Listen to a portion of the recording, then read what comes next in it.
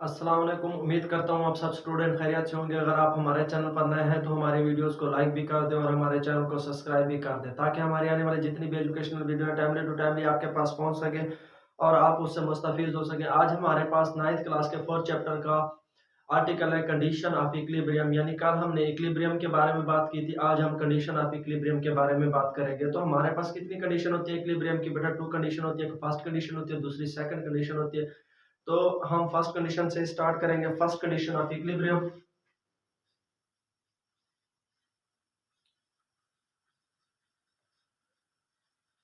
तो first condition को आप डिफाइन कैसे करेंगे? A body said to be equilibrium.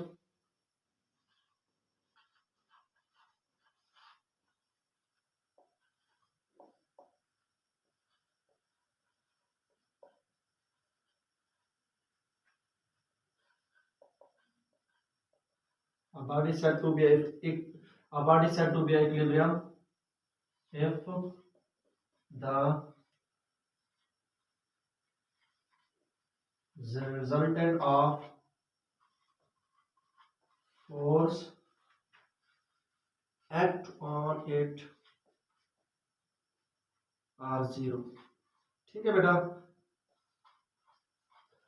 तो हम कहते हैं फर्स्ट कंडीशन की डेफिनेशन इस तरह से करते हैं, body set to be equilibrium. अगर हम कहते हैं कि हमारे पास जिस्म इक्विलिब्रियम में एफ द रिजल्टेंट फोर्स, यानी इस पर जितना भी फोर्स का रिजल्टेंट है वो हमारे पास जो उस पर असर अंदाज हो रहा है वो क्या होगा बेटा? जीरो के बराबर होगा। यानी इस तरह से हम अगर कहते हैं हमारे पास F1 जमा F2 F3 up to so on Fn जो है वो हमारे पास किसके बराबर हो जाएगा बेटा? जीरो के। तो इसके साथ हम बात करते हैं, यानी इन फोर्सेस को हम कंबो कैसे करेंगे बेटा? हम एक लेटर इस्तेमाल करते हैं, ग्रीक लेटर। इसे हम बोलते हैं बेटा सिग्मा। क्या बोलते हैं बेटा? सिग्मा। इसके मीन क्या होते हैं बेटा?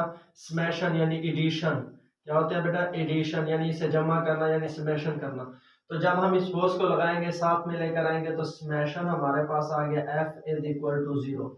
तो आप देखिए, हमने कल दो कंडीशनें हमने पढ़ी थी। एक हमारे पास थी स्टैटिक इक्विलिब्रियम और दूसरी थी हमारे पास डायनामिक इक्विलिब्रियम। स्टैटिक और डायनामिक इक्विलिब्रियम की बात जब हम करेंगे तो दोबारा से हम यहाँ पर लेंगे स्टैटिक्स, तो यहाँ पर मैं दोबारा से ले रहा हूं डायनामिक। तो इनको लेने की वजह क्या थी? क्योंकि हमने फर्स्ट यानी ये जो समेशन एफ जीरो किया है, तो अब हम इसके कंपोनेंट्स लेंगे। यानी यहाँ पर समेशन एफ भी जीरो कर देंगे, समेशन एफ एक्स जीरो कर देंगे, यहाँ पर समेशन एफ वाई भी कर देंगे जीरो। अब देखिए, जब बेटा हम बनाते हैं कोई भी मीन के हमारे पास एक प्लेन है, तो हमारे पास जो हॉरिजॉन्टल कंपोनेंट होता है वो हमारे पास कौन सा होता है बेटा? X axis.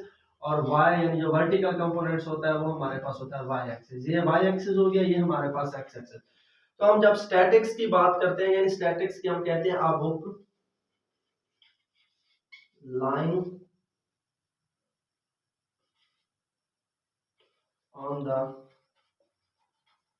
टेबल। या अगर हम दूसरी एग्जांपल को लेते हैं, यानी हमने कल भी कहा था कि हमारे पास सेकंड एग्जांपल हम कहते हैं, यानी एक हमारे पास है book line on the table, या हम कहते हैं अ पिक्चर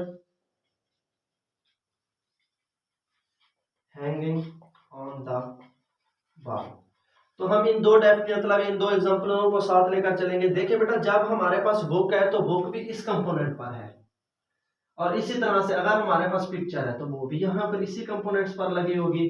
तो कहने का मतलब है ये दोनों एक्स एक्सेस है, तो यहाँ पर हम कहेंगे एफ एक्स वन जमा एफ एक्स टू जमा F X three up to so on F X N.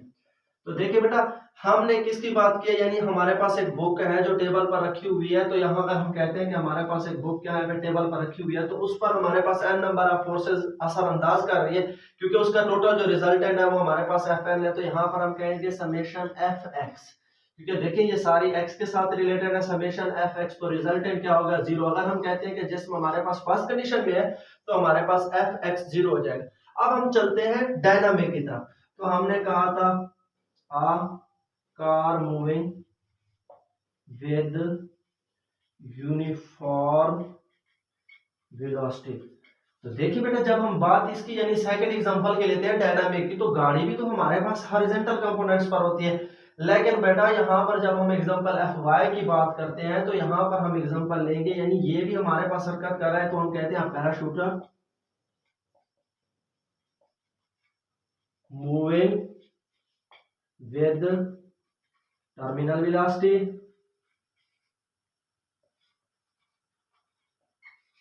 अब बेटा देखें, जब आप बात कहते हैं कि अगर आपके पास यहाँ पे एक छाता बरदार है जो किसके साथ बेटा आ रहा है, नीचे की तरफ आ रहा है, तो उस पर कौन सी वेलोसिटी होती है, हमारे पास कांस्टेंट वेलोसिटी के साथ मूव कर रहा है, यानी नीचे की तरफ आ रहा है, उसकी डायरेक्शन क्या है, नीचे की तरफ है, लेकिन है किस पर, वाई कंपोनेंट्स पर है, किस पर है, वाई कंपोनेंट्स पर है, यानी इस पर लगने वाली फोर्सेस को हम कहते हैं, यानी एन नंबर ऑफ फोर्सेस है, तो एफ वाई वन हमारे पास हो गया, जब एफ वाई टू, इसी तरह से एफ वाई थ्री, जब F Y four, up to so on हमारे पास हो गया एफ वाई एन।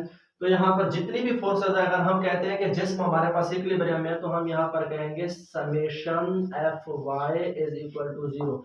ये हमारे पास क्या थी बेटा, फर्स्ट कंडीशन की, हम फर्स्ट कंडीशन को हमने कितने कंपोनेंट्स में डिवाइड कर दिया, दो कंपोनेंट्स में, एक हॉरिजॉन्टल, ये हमारे पास हो गया बेटा उसका वर्टिकल कंपोनेंट्स, ये उसका हो गया horizontal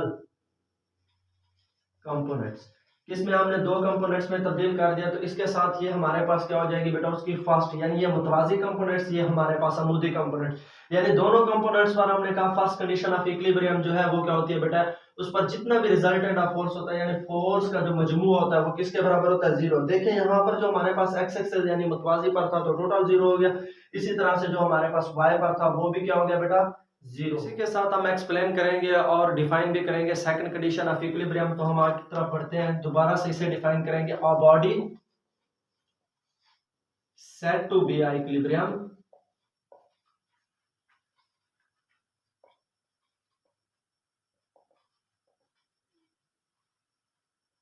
if the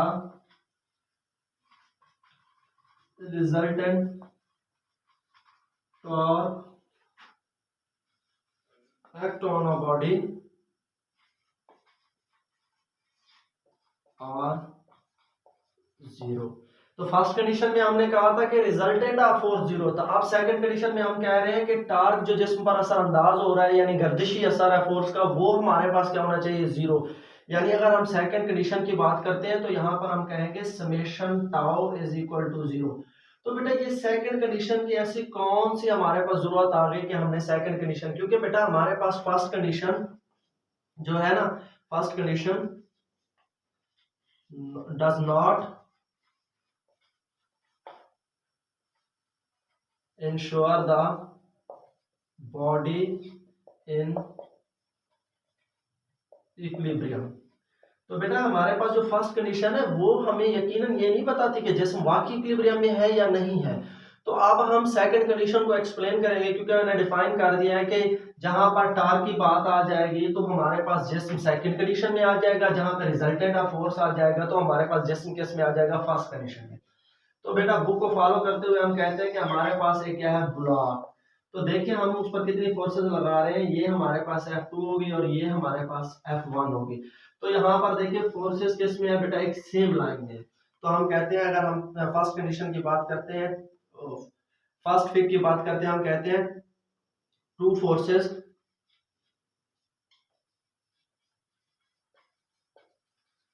applied on the body having same magnitude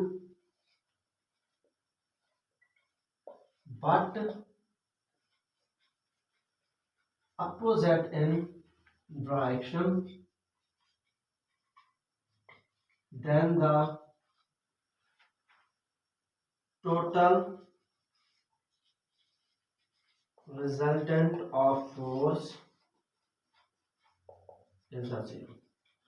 तो बेटा ये देखिए हमने कहा कि फोर्स जो अप्लाइड हो रही है जिस्म पर F1 और F2 ये सेम लाइन पर है और सेम ही पॉइंट पर है, मैग्नीट्यूड भी दोनों की क्या है, इक्वल है, लेकिन हमारे पास सिम्त क्या है, एक दूसरे की मुखालिफ सिम्त में है। तो हमारे पास ये क्या होगी बेटा, अनलाइक पैरेलल फोर्सेस होगी। तो हमारे पास then the resultant of a force, जो हमारे पास फोर्स का रिजल्टेंट होगा वो कितना हो जाएगा बेटा, हमारे पास जीरो।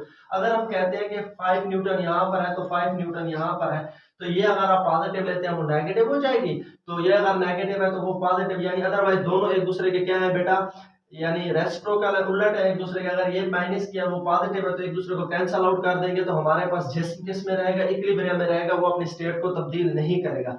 ये तो हमारे पास होगी फर्स्ट कंडीशन। अब हम सेकंड लेते हैं, यानी ये तो हमारे पास इंश्योर नहीं हो रहा कि जिस्म इक्विलिब्रियम में या नहीं है।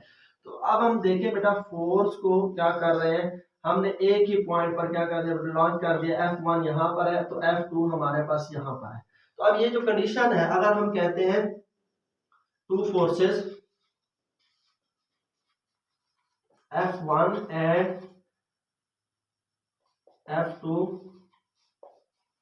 applied on the block in the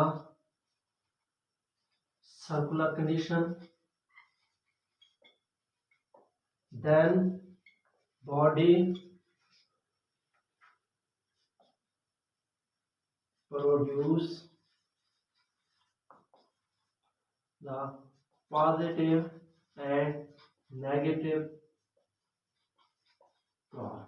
बेटा देखिए इस कंडीशन में अगर आप F1 पर फोर्स लगाते हैं 5 न्यूटन की, यानी हमने खुद से बेटा क्या किया कंसीडर, तो यहाँ पर भी 5 न्यूटन है, तो जब आप 5 न्यूटन इस पर लगाएंगे तो ये जिस्म नीचे की जानिब जाएगा, तो 5 न्यूटन के साथ ये जिस्म ऊपर की जानिब जाएगा, यानी ये सर्कुलर किस में आ रहा है बेटा, हमारे पास सर्कुलर फॉर्म में। यानी जिस तरह से हम कार के स्टीयरिंग की बात करते हैं या अदरवाइज हमारे पास डबल आर्म स्पैनर है यानी चाबी है, यानी उस तरह से, यानी लाइक और अनलाइक पैरेलल फोर्सेस है, लेकिन मूवमेंट क्या हो रही है बेटा, एक की क्लॉकवाइज हो रही है दूसरी की एंटी क्लॉकवाइज हो रही है।